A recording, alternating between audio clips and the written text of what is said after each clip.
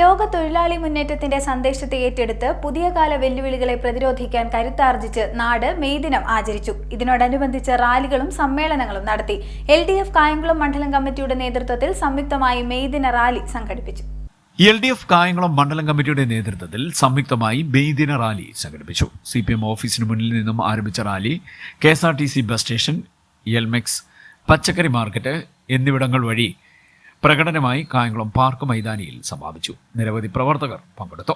സമാപന യോഗം CITU ജില്ലാ പ്രസിഡന്റ് P. ഗാനകുമാർ ഉദ്ഘാടനം ചെയ്തു. AITUC കായംകുളം മണ്ഡലം പ്രസിഡന്റ് ACG അധ്യക്ഷനായി.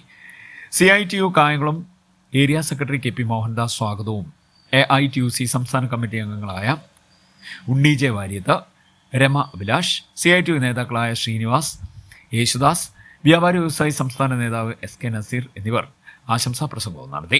AITUC നേതാക്കളായ Rahim Koppara, SN V Prasad, Nadir Shah, Jaya Adarsh, CITU നേതാക്കളായ P. ഗാനകുമാർ, നഗരസഭാ councillor Biju, Priya Prashanth, SAS Kinni, K.